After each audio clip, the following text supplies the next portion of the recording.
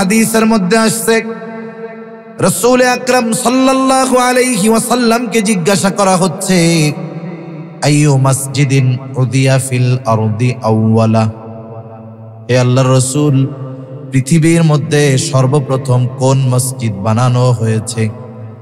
নবীজি সাল্লাল্লাহু আলাইহি ওয়াসাল্লাম জবাবে বললেন, আল মসজিদুল হারাম। প্রশ্ন করা হলো, ইয়া রাসূলুল্লাহ, এরপরে কোনটা? নবীজি বললেন, মসজিদুল আকসা।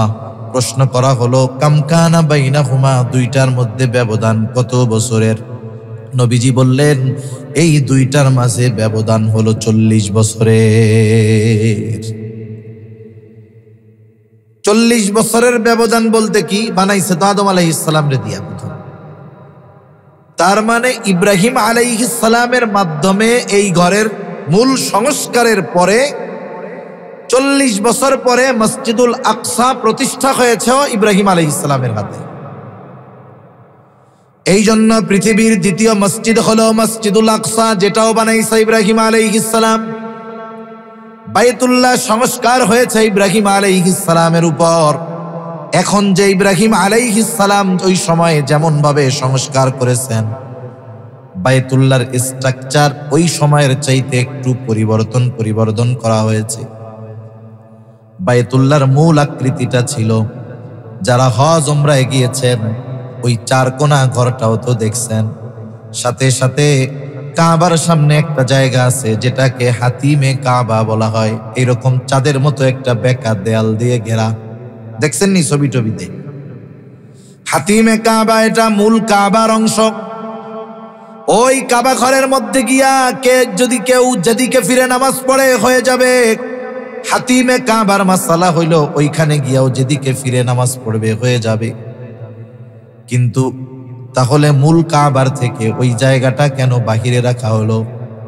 রাসূল আকরাম সাল্লাল্লাহু আলাইহি ওয়াসাল্লাম জানায় দেন, ওই যে কুরাইশরা যখন কাবা ঘরের সংস্কার করেছিল, তাদের অর্থের অভাবে ওই জায়গাটা তারা ঘরের মূল জায়গা থেকে বাহিরে রাইখা দিছিল, দেয়াল বানাইতে পারে নাই।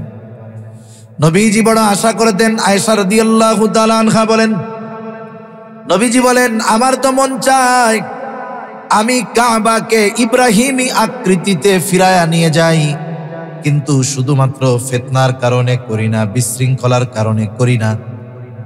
কারণ যখন ইব্রাহিমী নকশা ছিল, ওই ঘরের ছিল 2টা দরজা, এখন হইল একটা দরজা।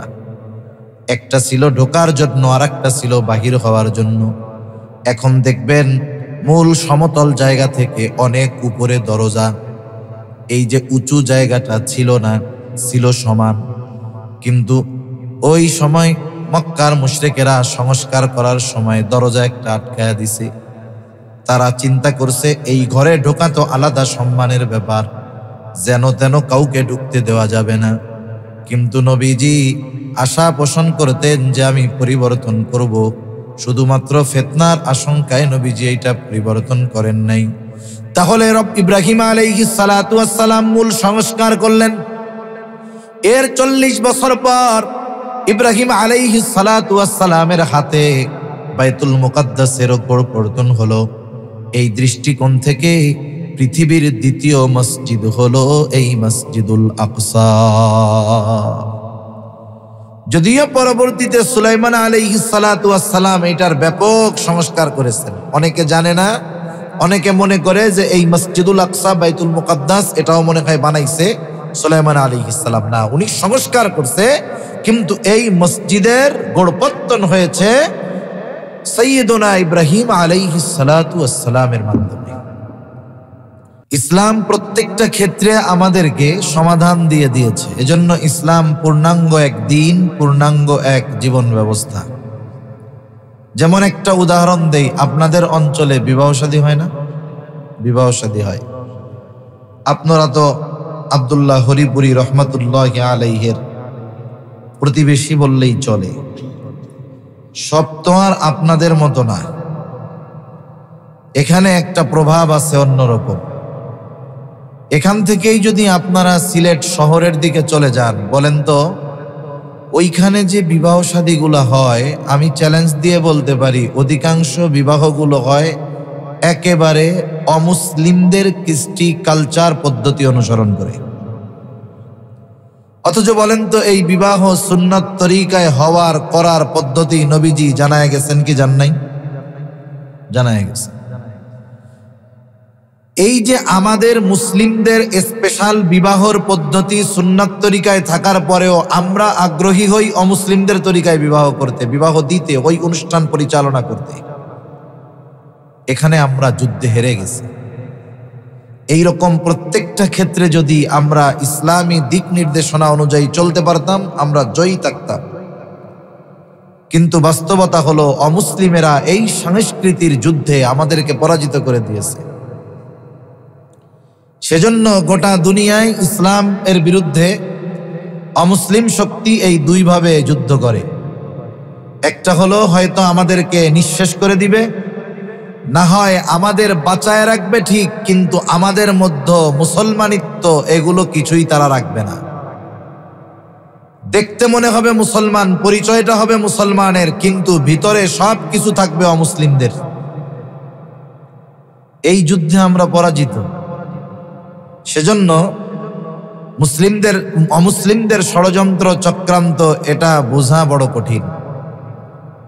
অস্ত্রের যুদ্ধটা আমরা দেখতে পারি বিধায় বুঝি, কিন্তু এই সাংস্কৃতিক আগ্রাসন এটা আমরা দেখি না বিধায় বুঝতে পারি না। সেই জন্য কিছু কিছু ক্ষেত্রে অস্ত্রের যুদ্ধের চাইতে এই সাংস্কৃতিক যুদ্ধটা আরো বেশি জঘন্য এবং বিপজ্জনক। আমরা দেখতে মুসলমান কিন্তু কামে মুসলমান নাই। মুসলমান হো মাগার মুসলমানই নেই। মুসলমানিত্ব আমাদের থেকে ওরা নিয়ে গেছে, মূল বিষয়টা আমাদের থেকে নিয়ে গেছে। আমাদের শুধু খোলসটা আছে, প্যাকেটটা আছে, বোতলটা আছে। মনে করেন একটা বোতল, এর উপরে আরবিতে খুব সুন্দরভাবে লেখা এটা লাবানুন দুধ, এটা হালাল, এটা খুব উপকারী জিনিস, 100% হালাল জিনিস বোতলে লেখা আছে। এখন বোতলটা আপনি দেখলেন, কি বুঝবেন? দুধের বোতল, কিন্তু ভেতরে ভরে দেওয়া গরুর প্রস্রাব। এখন বলেন তো, বোতলের গায়ে যতই আরবিতে হালাল লেখা থাকুক না কেন, ভেতরে যেই জিনিস আছে ওই জিনিসটা কি হালাল না হারাম? সাংস্কৃতিক আগ্রাসন এরকম করে ফেলে আমাদের যে উপরে বোতলে প্যাকেটে সব হালাল লেখা, কিন্তু ভেতরে সব হারাম। আমরা আমাদের নাম, পরিচয়, বংশ পরিচয় সব মুসলমান আছে, কিন্তু বাস্তবে মুসলমানিত্ব আমাদের মধ্যে নাই। এটাও আমাদের থেকে ওরা নিয়ে গেছে। না মুসলমানিত্ব আছে পারিবারিক জীবনে, না অর্থনৈতিক জীবনে, না সামাজিক জীবনে, না রাজনৈতিক জীবনে। দেখান তো আমরা মুসলমান, কোথাও কি পরিপূর্ণভাবে মুসলমানিত্ব আছে? নাই। এজন্য আলী রাদিয়াল্লাহু তাআলা আনহুর একটা হাদিস আছে, ইউশিকু আইয়াতিয়া আলান নাসি জামান লা ইয়াবকা মিনাল ইসলাম ইল্লা ইসমুহু ওয়া লা ইয়াবকা মিনাল কুরআন ইল্লা রাসমুহু। ইসলাম থাকবে নামমাত্র, আনুষ্ঠানিকতা হিসাবে। কোরআন থাকবে ঠিক, বাস্তবে থাকবে না, এটা শুধু লেখায় থাকবে। এই জামানা এখন চলতেছে। আর অমুসলিমদের ষড়যন্ত্রে পা দিয়ে এটাকেই আমরা খুব ভালো মনে করতেছি। এটা আমাদের জন্য উপকারী নয়, এটা ওদের যুদ্ধের একটা অংশ। তা যুদ্ধের কথা বলতে গিয়ে এত কথা বলে ফেললাম আর কি, কষ্ট হইতেছে না তো আপনাদের? এই যে ইহুদিরা যে যুদ্ধ করতেছে ফিলিস্তিনের বিরুদ্ধে নয়, বরং গোটা মুসলিম উম্মার বিরুদ্ধে, এই যুদ্ধের কারণটা কি? কোনো যুদ্ধ হবে না শুধু মুসলমানরা যদি একটা ঘোষণা দেয়। ফিলিস্তিনের মুসলমানেরা যদি ঘোষণা দেয় যে ইহুদিরা তোমাদেরকে আমরা এই জেরুজালেমের ওল্ড সিটি, মসজিদে আকসা যেটাকে বলা হয়, জেরুজালেমের ওল্ড সিটি, যেটা জেরুজালেম ওল্ড সিটি, ওটা আপনারা যারা মসজিদুল আকসা বা বাইতুল মুকাদ্দাস যাই বলেন, ওর ছবি দেখছেন, দেখবেন দেয়াল দিয়ে চতুর্দিকে ঘেরা আছে। এটা হলো ওল্ড সিটি, অতটুকুই মূল শহর, অতটুকুই মূল জেরুজালেম, ওটাই পৃথিবীর প্রাচীন অন্যতম এক শহর। শুধু যদি মুসলমানেরা ইহুদিদেরকে বলে যে এইটার কর্তৃত্ব আমরা তোমাদের হাতে ছেড়ে দিলাম, আমাদেরকে আমাদের ভূমি বেশি অংশ ফিরায় দাও, ইহুদিরা দেখবেন অনেক ছাড় দিয়ে ওই জমিন তারা দখল করবে। কারণ কি? জেরুজালেম মসজিদুল আকসা, এই জেরুজালেম মসজিদুল আকসা, বাইতুল মুকাদ্দাস যা বলেন মোটামুটি সব একই কথা। এটার এমন একটা বৈশিষ্ট্য, এই মসজিদুল আকসা তথা বাইতুল মুকাদ্দাসের এমন একটা বৈশিষ্ট্য যে এই বাইতুল মুকাদ্দাস পৃথিবীতে ঐশী ধর্ম আছে 3টা। আসমানি ধর্ম কয়টা? একটু কথা বলেন না, নাকি এই ধরনের আলোচনা আপনাদের আবার কঠিন মনে হইতেছে? আসমানি ধর্ম 3টা। একটা হলো আমরা ইহুদি ধর্ম নামে চিনি, একটা হলো খ্রিস্টান ধর্ম নামে চিনি, আর একটা হলো ইসলাম ধর্ম নামে চিনি। বাইতুল মুকাদ্দাস এমন একটা জায়গা, মসজিদুল আকসা এমন একটা মসজিদ যা 3 ধর্মের মানুষের কাছেই সর্বাধিক অন্যতম গুরুত্ব বহন করে। মসজিদুল হারামের গুরুত্ব শুধুমাত্র আমরা মুসলমানদের কাছে, ওটা সর্বোচ্চ গুরুত্ব। মসজিদুল হারামের গুরুত্ব মুসলমানদের কাছে সর্বোচ্চ, কিন্তু ওই জায়গায় কোনো ইহুদি গিয়ে দাবি করবে না যে এটা আমাদের পবিত্র জায়গা। খ্রিস্টান গিয়ে কোনো সময় ওই মক্কায় গিয়ে বলবে না এটা আমাদের জন্য পবিত্র জায়গা। কিন্তু বাইতুল মুকাদ্দাস মসজিদুল আকসা এমন এক মসজিদ, ওই মসজিদকে 3 ধর্মের মানুষই নিজেদের জন্য অন্যতম এক পুণ্যভূমি, পুণ্য জায়গা হিসাবে বিবেচনা করে। এজন্য এই জায়গার ব্যাপারে ত্রিমুখী সংঘর্ষ হয়। সবাই চায় ওটা আমাদের কবজায় থাক, কারণ পৃথিবীর দ্বিতীয় পবিত্র জায়গা হলো বাইতুল মুকাদ্দাস, দ্বিতীয় মসজিদ বাইতুল মুকাদ্দাস। এই মসজিদের মূল কর্তৃত্ব মূলত ইহুদিরা চায়। এই মসজিদের পরিচালনা এরা চায় মসজিদে আকসার মূল অবকাঠামো যেটা সাধারণত আমাদেরকে যেটা দেখানো হয় মসজিদুল আকসা নামে সোনালী এক গম্বুজ, ওইটা হলো ডোম অফ রক। ওইটা মূল মসজিদুল আকসা নয়, মূল মসজিদ নয়। মসজিদের মূল অবকাঠামো এক প্রান্তে দেখবেন ধূসর বর্ণের একটা গম্বুজ আছে, একটা মসজিদ আছে, ওইটাই হলো মূল মসজিদ। ওইটা আরো কারুকার্জিত, সুসজ্জিত, স্বর্ণ দিয়ে সাজানো ছিল। ইহুদিরা এগুলো সব খুলে খুলে নিয়ে গেছে। অনেক দামি দামি সম্পদ ছিল মসজিদের সাথে, এগুলো সব ওরা খুলে খুলে নিয়ে গেছে। ওদের কি বাসনা, ওদের দাবি এইটা। ওরা বলে এই জায়গাটাতে, যেমন আজকে আপনারা হয়তো অনেকে জানবেন যে বাবরি মসজিদ যেই জায়গাটাতে ছিল, অন্যায়ভাবে এই বাবরি মসজিদের জায়গা হিন্দুদেরকে দিয়ে দেওয়া হলো। তারা এইখানে রাম মন্দির বানিয়েছে, রাম মন্দির। মসজিদ ভেঙে রাম মন্দির বানিয়েছে। মাসালা হলো পৃথিবীর কোথাও যখন কোনো মসজিদ হয়ে যায়, ওই জায়গাটাতে পরবর্তীতে ভেঙে যদি মিশিয়েও দেওয়া হয়, যা বানানো হোক না কেন, ওই জমিনটা মসজিদের জমিন হিসাবেই থাকে। হয়তো আজকে আমরা দুর্বল, এই জন্য জালেমরা অন্যায়ভাবে এই মসজিদকে ভেঙে ওইখানে রাম মন্দির বানিয়ে আজকে উদ্বোধন করছে। তুরস্কের আয়া সোফিয়া মসজিদ শত শত বছর আয়া সোফিয়াকে মিউজিয়াম বানায় ফেলছে। শত বৎসর পরে হলেও ওই মসজিদ মুসলিম উম্মার জন্য পুনরায় নামাজের জন্য উন্মুক্ত করে দেওয়া হয়েছে। ঠিক কিনা বলেন? আমরা আল্লাহ তাআলার কাছে এই আশা করি সেই দিন একদিন আসবে, হয়তো আমরা দেখতে পারবো না, হলে আমাদের আগামী প্রজন্ম পারবে, যেখানে এই রাম মন্দির হয়েছে ওই রাম মন্দির ধ্বংস হবে ইনশাআল্লাহ, আবার ওইখানে আজান হবে, নামাজ হবে ইনশাআল্লাহ। তা ইহুদিদের একটা ভ্রান্ত বানানো গল্প হলো কি, যে ওই জায়গায় তারা 3rd টেম্পল বানাবে, তাদের একটা বিশেষ ইবাদতের মন্দির বানাবে, মসজিদ বানাবে, বা তাদের ইবাদতের জায়গা বানাবে। ওই জায়গাটা নাকি সেই জায়গা যেই জায়গায় মসজিদুল আকসার মূল অবকাঠামো আছে। সেজন্য ওই জায়গাটা ইহুদিদের দখলের জন্য খুব প্রচেষ্টা। বলা হয় যে নিচে দিয়ে তারা সুড়ঙ্গ খুঁজতেছে, ওই মসজিদুল আকসার নিচেটাকে যখন তারা সুড়ঙ্গ বানায় গর্ত বানাতে পারবে, অটোমেটিকলি ওই স্থাপনা ভেঙে পড়বে এবং তারা পুনরায় ওইখানে ওই যে নিজেদের যে মন গড়া 3rd টেম্পল, 3য় উপাসনালয়, ওইটা ওরা ওইখানে বানাবে। এখন বলেন, যেই মসজিদুল আকসার সাথে তিনটা ধর্মেরই সম্পৃক্ততা আছে, বরং ইসলাম এবং মুসলমানদের ওই মসজিদের সাথে সম্পৃক্ততা আরো বেশি। সেজন্য মুসলিম উম্মার উচিত ওই জালেমদের এই ষড়যন্ত্রকে ধ্বংস করে দেওয়া, ঠিক কিনা বলেন? মূল টার্গেট ওদের এইটা যে ফিলিস্তিনিরা যদি শুধু মসজিদুল আকসার কর্তৃত্ব ছেড়ে দেয় আর যুদ্ধ হবে না, ওরা ওইটা পাইলেই খুশি।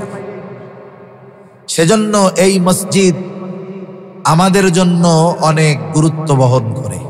আমি এই মসজিদের অল্প কয়েকটা ফজিলত বলে আলোচনা শেষ করব, যেহেতু আপনাদেরও তো মসজিদের উদ্যোগে আজকের এই তাফসিরুল কোরআন মাহফিল।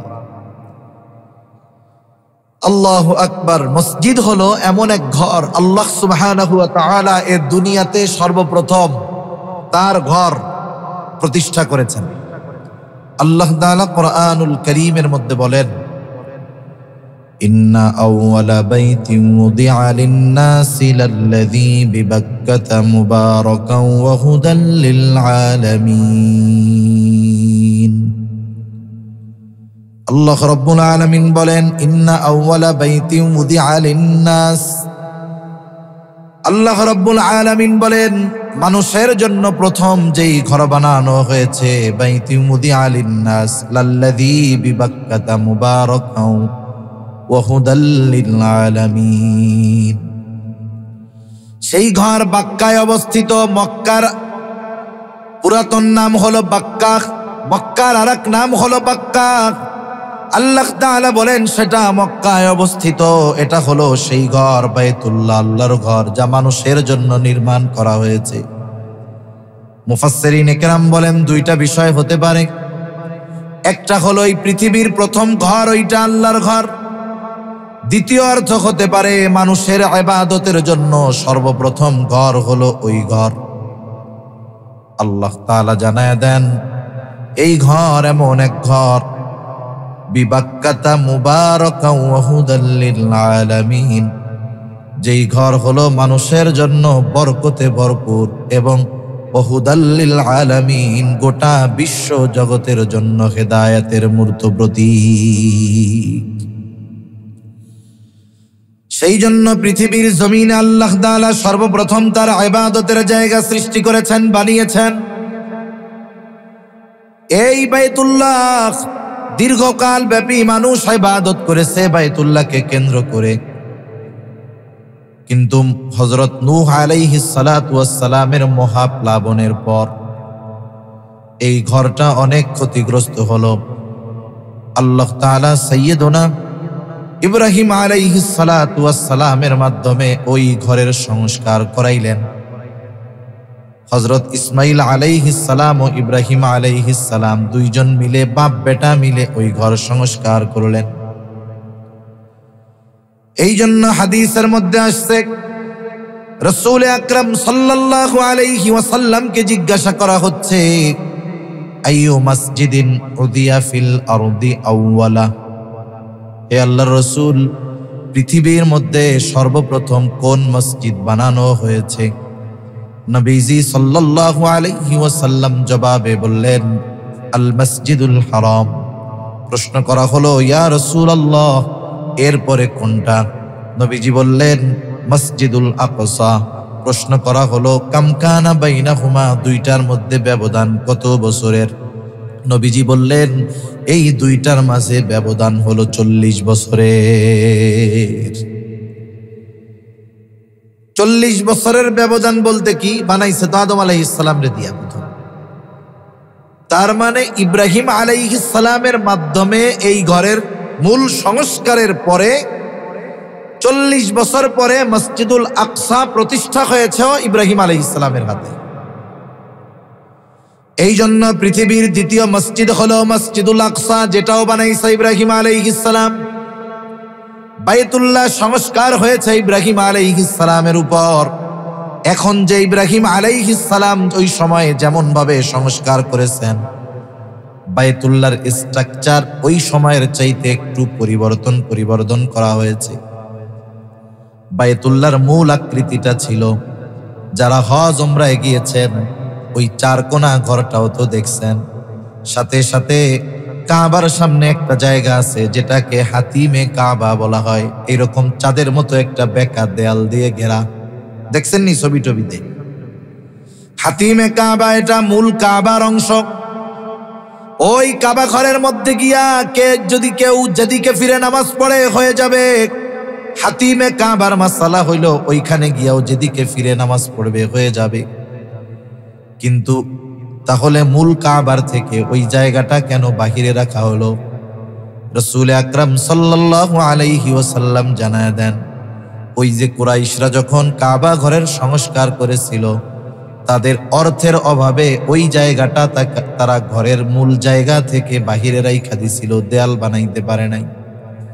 নবীজি বড় আশা করতেন। আয়েশা রাদিয়াল্লাহু তাআলা আনহা বলেন, নবীজি বলেন, আমার তো মন চায় আমি কাবাকে ইব্রাহিমী আকৃতিতে ফিরায়া নিয়ে যাই, কিন্তু শুধুমাত্র ফিতনার কারণে করি না, বিশৃঙ্খলার কারণে করি না। কারণ যখন ইব্রাহিমী নকশা ছিল, ওই ঘরের ছিল 2টা দরজা, এখন হইল একটা দরজা। একটা ছিল ঢোকার জন্য আর একটা ছিল বাহির হওয়ার জন্য। এখন দেখবেন মূল সমতল জায়গা থেকে অনেক উপরে দরজা। এই যে উঁচু জায়গাটা ছিল না, ছিল সমান। কিন্তু ওই সময় মক্কার মুশরিকেরা সংস্কার করার সময় দরজা একটা আটকায়া দিছে।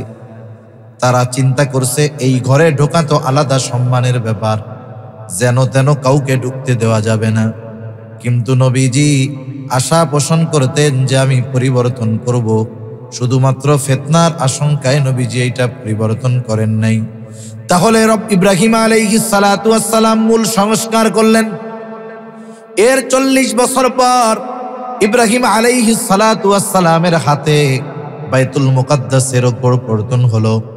এই দৃষ্টিকোণ থেকে পৃথিবীর দ্বিতীয় মসজিদ হলো এই মসজিদুল আকসা। যদিও পরবর্তীতে সুলাইমান আলাইহিস সালাতু ওয়াস সালাম এটার ব্যাপক সংস্কার করেছেন, অনেকে জানে না। অনেকে মনে করে যে এই মসজিদুল আকসা বাইতুল মুকাদ্দাস এটাও মনে হয় বানাইছে সুলাইমান আলাইহিস সালাম। না, উনি সংস্কার করছে, কিন্তু এই মসজিদের গোড়পত্তন হয়েছে সাইয়্যিদুনা ইব্রাহিম আলাইহিস সালাতু ওয়াস সালামের মাধ্যমে। এই জেরুজালেম, এই শহরের ফজিলত কত, এই মসজিদের ফজিলত কত। বাইতুল মুকাদ্দাসের ব্যাপারে আল্লাহ রাব্বুল আলামিন জানান, এটা দ্বিতীয় বৈশিষ্ট্য। প্রথম বৈশিষ্ট্য হলো এই মসজিদুল আকসা তথা বাইতুল মুকাদ্দাস এটা পৃথিবীর দ্বিতীয় মসজিদ। 2 নাম্বার, এই বাইতুল মুকাদ্দাস তথা মসজিদুল আকসার আশেপাশে ওই দেওয়াল দেওয়া যেই এরিয়া, পুরোটাই বাইতুল মুকাদ্দাস। এটা হলো পৃথিবীর অন্যতম এক ভূমি। আল্লাহ তাআলা কোরআনুল কারীমের মধ্যে এই ভূমি যে পবিত্র ভূমি সেই ঘোষণা আল্লাহ জানায় দেন। আল্লাহ রাব্বুল আলামিন বলেন, وَإِذْ قَالَ مُوسَى لِقَوْمِهِ يَا قَوْمِ اذْكُرُوا نِعْمَةَ اللَّهِ عَلَيْكُمْ إِذْ جَعَلَ فِيكُمْ أَنْبِيَاءَ وَجَعَلَكُمْ مُلُوكًا وَآتَاكُمْ مَا لَمْ يُؤْتِ أَحَدًا مِنَ الْعَالَمِينَ يَا قَوْمِ ادْخُلُوا الْأَرْضَ الْمُقَدَّسَةَ الَّتِي كَتَبَ اللَّهُ لَكُمْ وَلَا تَرْتَدُّوا عَلَى أَدْبَارِكُمْ فَتَنقَلِبُوا خَاسِرِينَ। আল্লাহ রাব্বুল আলামিন কোরআনুল কারীমের মধ্যে জানায় দেন, যখন আল্লাহ তাআলার নির্দেশে মুসা আলাইহিস সালাম বনি ইসরাইলদেরকে নিয়ে মিশর থেকে আল্লাহ তাআলার কুদরতে সাগর পাড়ি দিয়া দরিয়ার এই পাড়ে চলে আসছেন, বাইতুল মুকাদ্দাস এই শহরে জেরুজালেম শহরে ইহুদিদের পূর্বপুরুষরা বসত করত। কারণ ইয়াকুব আলাইহিস সালাতু ওয়াস সালাম ছিলেন, তিনি ছিলেন ইহুদিদের পূর্বপুরুষ। ইয়াকুব আলাইহিস সালামের এক নাম ছিল ইসরাইল, এখান থেকেই বনি ইসরাইল। আর ইহুদি আসলো হলো ওনার জ্যেষ্ঠ ছেলের নাম ছিল ইহুদা অথবা ইহুজা, তার থেকে হলো ইহুদি বংশ। এই ইয়াকুব আলাইহিস সালামের এক সন্তানের নাম ছিল ইউসুফ আলাইহিস সালাম। নাম শুনছেন আপনারা? ইউসুফ আলাইহিস সালাম যখন সর্বশেষ মিশরের শাসনকর্তা হইলেন, তখন মিশর সারা আরবের মধ্যে দুর্ভিক্ষ চলতেছে। কিন্তু ইউসুফ আলাইহিস সালাম যখন জেলখানায়, বাদশাহ স্বপ্ন দেখছে 7টা দুর্বল গাভী শক্তিশালী গাভীরে সাইজ কইরা দিছে। এই স্বপ্নের ব্যাখ্যা কি হইতে পারে? তিনি এইবার এই স্বপ্নের ব্যাখ্যা দিলেন, শোনেন, যে 7 বছর ফসল খুব ভালো হবে, পরের 7 বছর দুর্ভিক্ষ হবে। এই জন্য যেই 7 বছর ফসল ভালো হবে, ওই 7 বছর যথাযথভাবে খাদ্যশস্য ভান্ডার করে স্টক করে রাখবে, যাতে দুর্ভিক্ষের 7 বছর কষ্ট না হয়। বাদশার এই কথাটা ভালো লাগলো, বাদশাহ যথাযথ ব্যবস্থাপনা গ্রহণ করলেন। সাথে সাথে ইউসুফ আলাইহিস সালাম এই খবরও দিলেন, এই বিষয়ের দায়িত্বটা যদি আমাকে দেওয়া হয় আমি ভালো মতো পালন করতে পারবো। বাদশাহ এবার জেলখানা থেকে আইনা খাদ্যমন্ত্রীর দায়িত্ব দেয়া দিলেন। এইবার ওনার তত্ত্বাবধানে সব, একসময় মিশরের সুপ্রিম পাওয়ারের অধিকারী উনি হয়ে গেলেন। আরবের সব জায়গায় দুর্ভিক্ষ, কিন্তু মিশরে কোনো দুর্ভিক্ষ নাই, খাবারের অভাব নাই। নিজেদের চাহিদা পূরণ করে আশেপাশের দেশকে তারা সাহায্য করত। ফিলিস্তিন ছিল মিশরের পাশে। যখন ফিলিস্তিনের মানুষেরা জানতে পারছে, জেরুজালেমের মানুষেরা জানতে পারছে মিশরে একজন হৃদয়গ্রাহী বাদশাহ আছে, বড় হৃদয়ের একজন বাদশাহ আছে, তিনি আশেপাশের সব দেশের লোকদেরকে রেশন দেন। এইবার তারা 10 ভাই গেছে রেশন আনার জন্য। ইউসুফ আলাইহিস সালাম দেখা চিনে ফেলছে। লম্বা ঘটনা বলার মতো সুযোগ নাই। সর্বশেষ ইউসুফ আলাইহিস সালামের সাথে ভাইদের সাথে পরিচয় হলো। কত বছর পর আবার বাবার সাথে দেখা হইল। ওই সময় জেরুজালেম সহ আশেপাশের সব জায়গার মানুষ খাদ্য অভাব, কষ্টে, কিন্তু মিশরে অভাব নাই। এই জন্য ইউসুফ আলাইহিস সালাম বললেন, বাবা আপনি সবাইকে নিয়ে জেরুজালেম তথা ফিলিস্তিন থেকে মিশরে চলে আসেন। সবাই চলে আসছে ফিলিস্তিন থেকে মিশরে। এরপরে আবার মিশর থেকে আল্লাহ তাআলা ওনাদের পাঠাচ্ছে ফিলিস্তিনে। তাহলে দেখেন, ইহুদিদের আদি নিবাস ছিল ফিলিস্তিন। ইহুদিদের আদি নিবাস কোন জায়গায় ছিল? ফিলিস্তিনের জেরুজালেম শহরে। এতকাল মিশরে ছিল। এরপরে মিশরে ইউসুফ আলাইহিস সালাম দুনিয়া থেকে চলে গেছে। ফেরাউন বাদশাহ হইছে। ফেরাউনের জুলুম অত্যাচার, আল্লাহ তাআলা চাইলেন এই জুলুম থেকে বনি ইসরাইলদেরকে নিষ্কৃতি দিবেন, সাগর পার করাইলেন। এখন ওই পাড়ে আসছে। ওরা যখন মিশর থেকে চলে আসছে, ওই সময় গোটা দুনিয়ার সবচাইতে উর্বর এবং দামি ভূমি ছিল এই জেরুজালেমের জমি। জেরুজালেম পৃথিবীর সবচাইতে পুরনো শহরগুলোর মধ্যে একটা শহর, এবং ওই সময়ে গোটা দুনিয়ার সর্বাধুনিক শহর ছিল জেরুজালেম শহর। এবং জেরুজালেমের জমিন ছিল খুব উর্বর, যেখানে ফসল উৎপাদন ভালো হইত। আমরা হাদিসে অনেক সময় শুনি যে কিয়ামতের আগে সবাই সিরিয়া, শাম দেশের দিকে ছুটবে, ওই জায়গায় সবকিছু সহজ হবে। শাম মানে হলো শুধু যে সিরিয়া তা না, ফিলিস্তিন এবং সিরিয়া উভয়টা শামের অন্তর্ভুক্ত। কিয়ামতের আগে মানুষ ওইদিকে আবার ছুটবে। তা পৃথিবীর সবচাইতে দামি ভূমি হলো জেরুজালেমের ভূমি। ওই ভূমির মালিকানা আল্লাহ তাআলা পুনরায় ইহুদিদেরকে ফিরাইয়া দেওয়ার ইচ্ছা করলেন, বনি ইসরাইলদের। বলেন তো, দামি জিনিস যদি কেউ বিনা পরিশ্রমে পায়, এটার কিন্তু মূল্য দেয় না। বুঝেন নাই?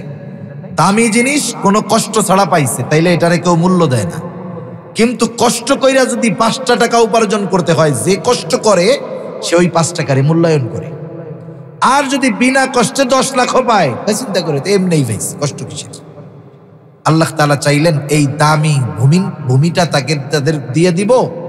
এমনি এমনি দেয়া যাবে না, একটু কষ্ট কইরা তাদের এই জমিন জালেমদের হাত থেকে উদ্ধার করতে হবে। তখন ওই জেরুজালেম শাসন করত আমালিকা গোত্র। তাদের সাথে যুদ্ধ করার জন্য আল্লাহ নির্দেশ দিয়েছেন, কিন্তু বনি ইসরাইল যুদ্ধ করতে চায় না। মুসা আলাইহিস সালাম বনি ইসরাইলদেরকে আল্লাহর দেওয়া কিছু নেয়ামতের কথা স্মরণ করাচ্ছেন, যে দেখো আল্লাহ তোমাদেরকে যুদ্ধ করতে বলতেছে, অতীতে এত এত জিনিস দিছে, এখন আদেশ দিছে একটু যুদ্ধ করার জন্য, করো, তাতে অসুবিধা কি? এই কথা বোঝাতে গিয়েই মুসা আলাইহিস সালাম তার সম্প্রদায়কে বলতেছে, وَإِذْ قَالَ مُوسَى لِقَوْمِهِ يَا قَوْمِ اذْكُرُوا نِعْمَةَ اللَّهِ عَلَيْكُمْ إِذْ جَعَلَ فِيكُمْ أَنْبِيَاءَ وَجَعَلَكُمْ مُلُوكًا। মুসা আলাইহিস সালাম তার সম্প্রদায়কে বলতেছে, হে আমার সম্প্রদায়, আল্লাহ তাআলার ওই সমস্ত নিয়ামতের কথা স্মরণ করো যেগুলো আল্লাহ তাআলা তোমাদেরকে দিয়েছেন। কি নিয়ামত দিছে? এক নম্বর নিয়ামত, ইয জাআলা ফীকুম আম্বিয়া, আল্লাহ তাআলা তোমাদের মধ্য থেকে অনেক নবী পাঠাইছেন। একটা বংশে যদি অনেকগুলো অফিসার থাকে, বড় চাকরিজীবী থাকে, ওই বংশের মানুষ খুশি হয় না, বেজার হয়? এক বংশ থেকে এত নবী আসছে, এটা বড় এক নিয়ামত। নবীজি সাল্লাল্লাহু আলাইহি ওয়াসাল্লাম বলেন, বনি ইসরাইল কখনো নবী শূন্য হয় নাই। একজন নবী মারা গেছে তো আর একজনকে নবুয়াত দিয়ে আল্লাহ তাআলা শূন্য স্থান পূরণ করেছে। একেবারে ইয়াকুব আলাইহিস সালাম থেকে নিয়ে ঈসা আলাইহিস সালাম পর্যন্ত বনি ইসরাইল এই বংশে কখনো এমন সময় অতিবাহিত হয় নাই যে তাদের মধ্যে একজন নবী নাই। এমন সময় অতিবাহিত হয় নাই, কোন সময় নবী শূন্য তাদের কাটে নাই। এটা একটা বরকতময় এবং বড় এক নিয়ামত না? এই নিয়ামতের কথা স্মরণ করায় দিচ্ছে। এরপরে বলতেছে ওয়াজআলাকুম মুলুকা, শুধু নবী পাঠানোর মাধ্যমে পরলৌকিক কল্যাণ নিয়ামত দিয়েছে তা নয়, ওয়াজআলাকুম মুলুকা, আল্লাহ তাআলা তোমাদেরকে বাদশাহী দান করেছে। ওয়া আতাকুম মা লাম ইউতি আহাদাম মিনাল আলামিন, আর তোমাদেরকে এমন কিছু জিনিস দান করেছে যা দুনিয়ার আর কাউকে আল্লাহ দেয় নাই। এই নিয়ামতগুলোর কথা উল্লেখ করার পরে এরপরে বলতেছে, ইয়া কওমি দখুলুল আরদাল মুকাদ্দাস, হে আমার সম্প্রদায়, তোমরা ওই পবিত্র ভূমির মধ্যে প্রবেশ করো, পবিত্র জমিন। আল্লাতী কাতাবাল্লাহু লাকুম, যেই জমিনটা আল্লাহ তোমাদের জন্য লেখা দিছে। সুবহানাল্লাহ গণ। তবে শর্ত হইল একটা, পবিত্র জমিনের মধ্যে প্রবেশ করবা তো বের হবা না, পিছু হটবা না। যদি তোমরা পিছু হটো তাইলে কিন্তু ক্ষতিগ্রস্ত হয়ে যাইবা। ওয়ালা তারতাদ্দু আলা আদবারিকুম ফাতানকালিবু খাসিরিন, যদি তোমরা পিছু হটো তাহলে ক্ষতিগ্রস্ত হয়ে যাইবা। তাহলে বাইতুল মুকাদ্দাস, যে পবিত্র ভূমি, পবিত্র জমিন, এই ঘোষণা যিনি দিয়েছেন তিনি কে? তাহলে বাইতুল মুকাদ্দাসের দ্বিতীয় বৈশিষ্ট্য হলো আল্লাহ ঘোষিত পবিত্র ভূমি হলো এটা। ৩ নম্বর বৈশিষ্ট্য, এই জমিনটাকে আল্লাহ রাব্বুল আলামিন বরকতময় জমিন বলে অভিহিত করেছেন। জেরুজালেমকে আল্লাহ তাআলা বরকতময় জমিন, শুধু পবিত্র নয়, বরকতময় জমিন হিসাবেও ঘোষণা করেছেন।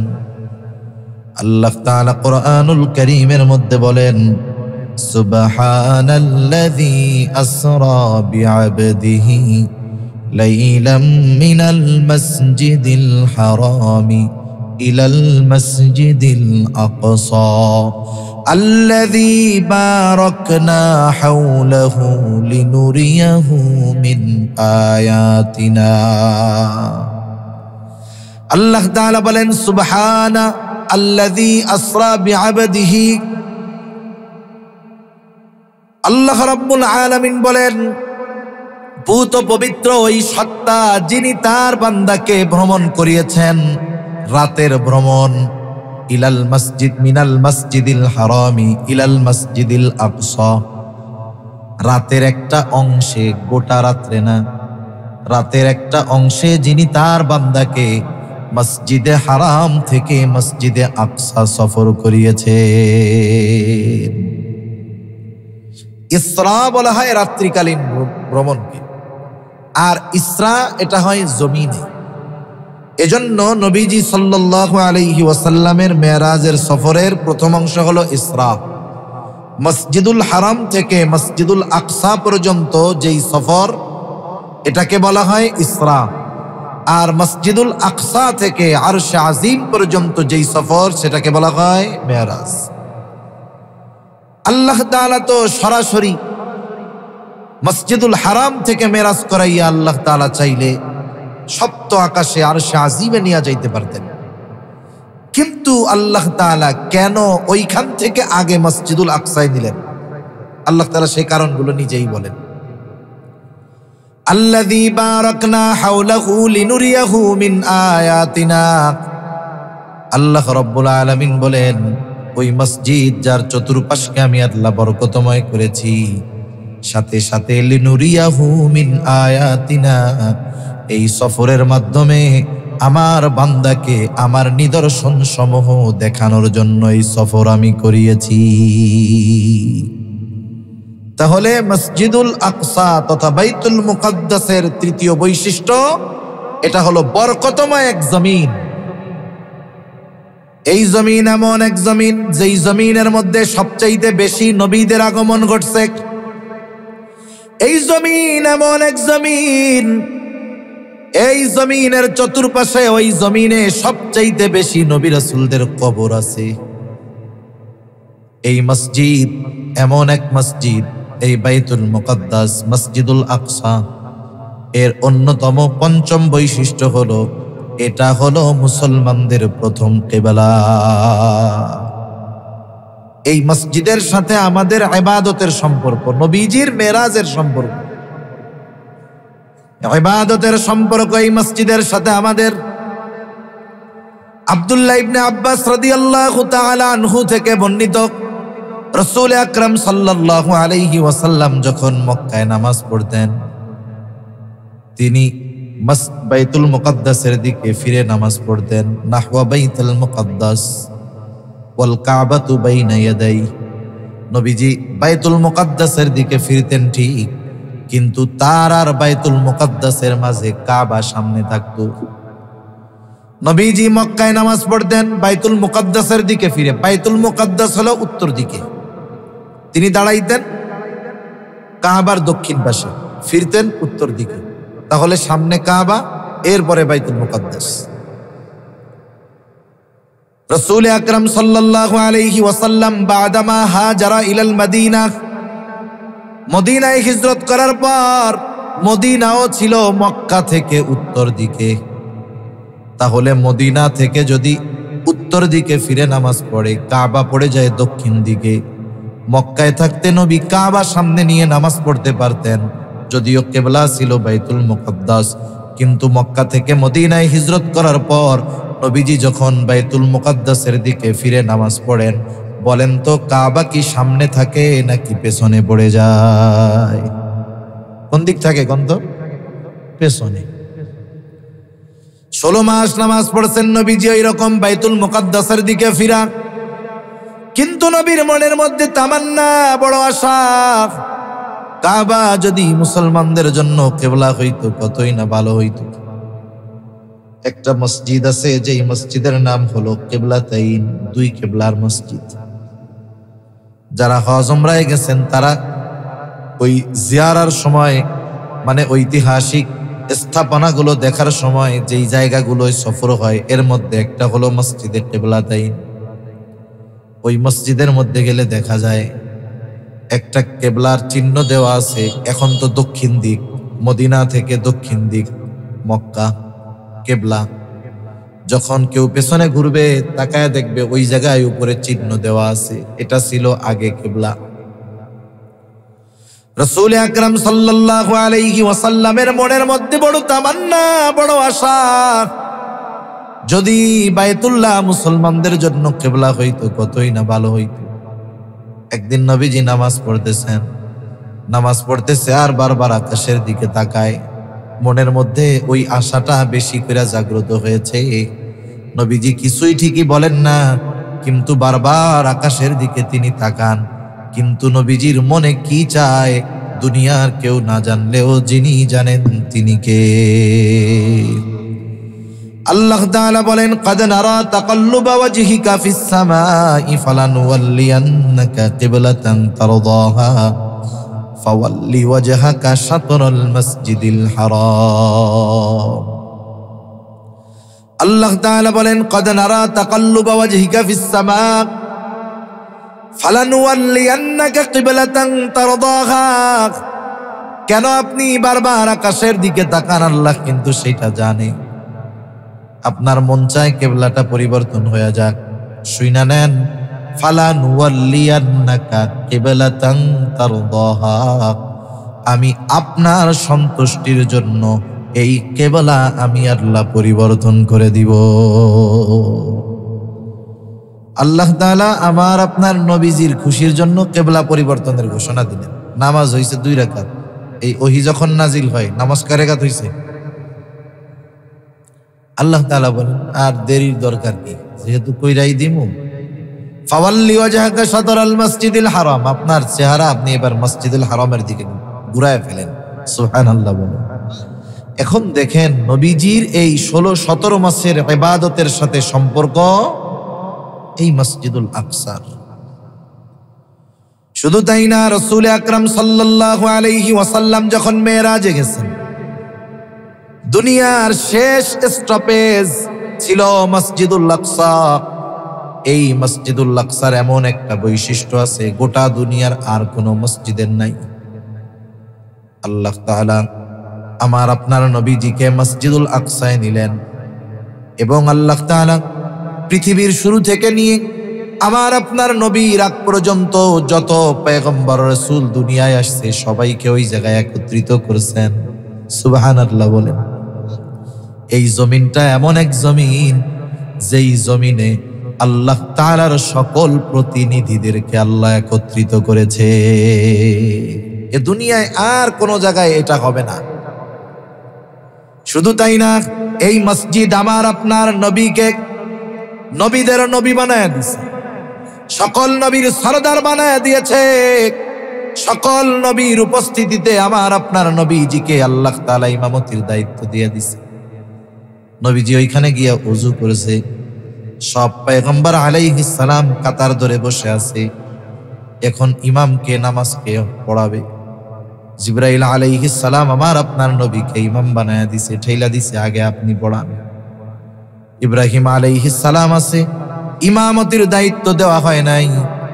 আদম আলাইহিস সালাম আছে, ইমামের দায়িত্ব দেওয়া হয় নাই। আল্লাহর সাথে কথা বলনেওয়ালা নবী মুসা আলাইহিস সালাম আছে, ইমামতির দায়িত্ব দেওয়া হয় নাই। আল্লাহ তাআলার বিশেষ কুদরত ঈসা আলাইহিস সালাম আছে, ইমামতির দায়িত্ব দেওয়া হয় নাই। আল্লাহ তাআলা আমার আপনার নবীজির 2 রাকাত ইমামতির মাধ্যমে সকল নবীদের নামাজের ইমাম আমার আপনার নবীকে আল্লাহ বানায় দিছে। এই মসজিদের মধ্যে আল্লাহ এই ঘটনা ঘটাইছে। এই মসজিদের আরো অনেক বৈশিষ্ট্য। এই মসজিদ হলো এমন এক মসজিদ, যখন নবীজি মেরাজে গেছে ওইখান থেকে তো মেরাজের সফর করছে, নামাজ মেরাজ থেকে আমাদের জন্য হাদিয়া পাইছে নবীজি। এইবার রাসূল আকরাম সাল্লাল্লাহু আলাইহি ওয়াসাল্লাম সকালবেলায় সবাইকে মেরাজের ঘটনা শুনাইতেছে। আর আবু জেহেল উতবা সাহেবা লাইগা থাকতো যে নবীজি আজকে কোনো নতুন নতুন কথা বলে নাকি।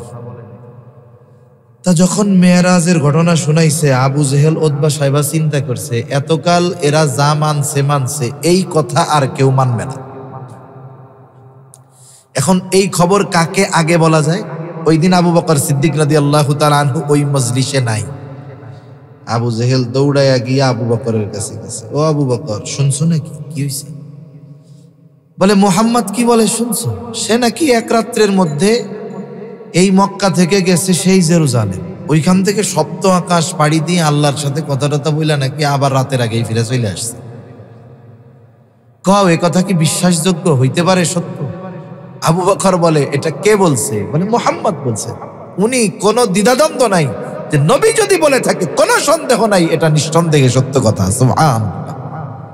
ওরা চিন্তা করছে খালি যদি আবু বকর একটু সন্দেহ পোষণ করে বাকিদের মধ্যেও ঘুণ ধরায় দেওয়া যাবে, কিন্তু আবু বকরকে বলার পরে আবু বকর যেই দৃঢ়তার সাথে বিশ্বাস করে নিয়েছে, এই সত্যবাদী সত্য বিষয়ের সাক্ষ্য দিয়েছে, আবু বকরের উপাধি নবীজি দিয়ে দিয়েছে সিদ্দিক। সুবহানাল্লাহ বলেন। সেজন্য এই মসজিদের সাথে আমাদের সম্পর্ক অনেক। আমাদের দেশ সহ গোটা দুনিয়ায় অনেকে অনেক জায়গায় মাজার দেখার জন্য, কবর দেখার জন্য সফরে যায়। ওই সেই দক্ষিণবঙ্গ থেকে আসে, শাহজালালের মাজার দেখতে আসে। মনে রাখবেন, কেউ যদি এই মাজার দেখার নিয়তে আসে, সওয়াব হবে না, বরং গুনাহ হবে। অনেকে আছে বোঝে না, কিশোরগঞ্জে এক মসজিদ আছে, পাগলা মসজিদ। এটা 2-3 মাস পর পর দান বাক্স খুলে 6-7 কোটি টাকা পায়, খালি 50-60 বস্তা টাকা পায়। মানুষ কত গাধা, ওই মসজিদে বলে মানত করতে যায়। ভালোই এক অবস্থা। এখন বলেন তো, কেউ যদি স্পেশাল ফজিলত মনে কইরা ওই পাগলা মসজিদে নামাজ পড়তে যায়, সওয়াব হবে না গুনাহ হবে? আরে গুনাহ হবে উল্টা, ওইটার আলাদা কোনো ফজিলত নেই। আবার আমাদের টাঙ্গাইলে এক জায়গায় আছে, টাঙ্গাইল জেলায় 201 গম্বুজ মসজিদ। অনেকে ওই শুধু ওই মসজিদ দেখতে যায়, ভ্রমণ করতে, মসজিদ দেখতে যায়, ফজিলত মনে করে কিনা আল্লাহই ভালো জানে। এই ধরনের কোন সফরের মধ্যে কোনো ফজিলত নাই। শুধুমাত্র 3টা মসজিদে ভ্রমণের জন্য যাওয়া যায়, শুধুমাত্র ওই মসজিদ দেখার জন্য, শুধুমাত্র ওই মসজিদ সফর করা যায় দেখার জন্য, বরকত মনে করে। এছাড়া দুনিয়ার অন্য কোনো মসজিদ দেখার জন্য যাওয়া যাবে না, এটা মনে করে যে ওই মসজিদে গেলে অনেক ফজিলত আছে। দক্ষিণবঙ্গে আছে 60 গম্বুজ মসজিদ। একটু আগে জোহরের নামাজ হইল, মনে করেন ওই সময় বৈশা রয়েছে, জোহরের নামাজ ঠিকই পড়ে নাই, একটু পরে যাইয়া 2 রাকাত নামাজ আলাদা পড়ে।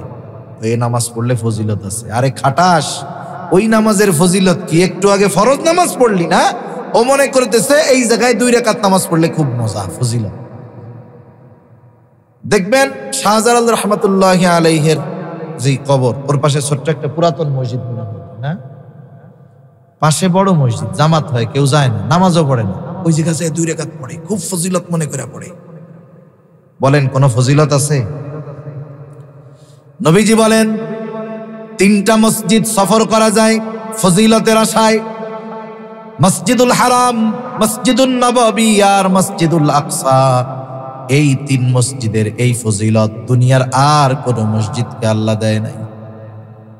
আবার দেখেন, এই 3 মসজিদে নামাজ পড়লে ফজিলত কি? মসজিদুল হারামে যদি কেউ নামাজ পড়ে, 1 রাকাত নামাজে 1 লক্ষ গুণ সওয়াব পায়। মসজিদে নববীতে নামাজ পড়লে 1000 রাকাতের সওয়াব পায়। মসজিদুল আকসায় নামাজ পড়লে 500 রাকাতের সওয়াব পায়।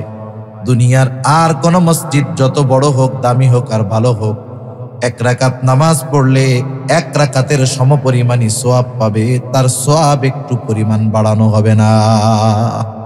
এজন্য যারা মনে করে ওইসব বড় বড় মসজিদে গিয়া, অমুক মাজারে গিয়া পড়লে মনে হয় ফজিলত আছে, এগুলো ভ্রান্ত এবং ভুল ধারণা। তাহলে দেখার জন্য 3 জায়গায় সফর করা যায়, এবং এই যাওয়াটা আরো সওয়াবের কাজ। সামর্থ্য থাকলে যাওয়া অনেক সময় ফরজ হয়ে যায়। মসজিদুল হারামে যাওয়া যদি হজ ফরজ হয়, তাহলে ওইটা তাওয়াফ করা ফরজ হয়ে যায় না? এরপরে আপনি মদিনায় গেলেন, নবীজি মদিনা তার রওজা জিয়ারতের ফজিলতের কথা বলছে, তার মসজিদ ফজিলতের কথা বলছে। আসলে আমাদের এই 2 মসজিদে তো টাকা থাকলে, সামর্থ্য থাকলে, আল্লাহ কবুল করলে যাওয়ার সুযোগ আছে।